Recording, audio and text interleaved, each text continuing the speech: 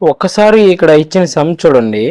5th January 1991 అనేది Saturday అయితే 4th March 1992 అనేది ఏ వీక్ అవుతుందని అడుగుతున్నారు.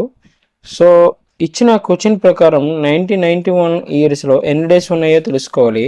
1991 అనేది నాన్ లీప్ ఇయర్ కాబట్టి, అంటే ఎగ్జాక్ట్గా 4 చేత డివిజిబుల్ అవ్వదు కాబట్టి 365 మైనస్ 5th January అంటే -5 అనమాట. అంటే 360 డేస్ 1991లో ఉంటాయి. అండ్ అలాగే 1992 ఇయర్లో చూసినట్లయితే 1st Januaryలో 31 డేస్ ఉంటాయి.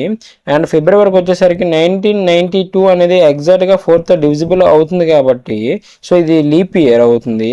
సో 29 డేస్ ఉంటాయి ఫిబ్రవరిలో. అండ్ 4th March అన్నారు కాబట్టి 4th Marchలో 4 డేస్ ఉంటాయి. మొత్తం టోటల్ డేస్ 360 + 31 + 29 + 4 మొత్తం ఎన్ని అయ్యండి 424 డేస్ అవుతాయి అన్నమాట. అయితే ఈ 424 డేస్ని 7 చే మనం డివిజన్ చేస్తే కనుక భాగిస్తే కనుక 7 60 420, 7 6 42 కదా. సో 760 420 అంటే శేషం అనేది 4 అవుతుంది, రిమైండర్ అనేది 4 అవుతుంది అనమాట. అంటే ఆడ్ డేస్ అనేవి 4 అవుతాయి. సో 424 డేస్ అంటే 60 వీక్స్ అండ్ 4 డేస్ అనమాట.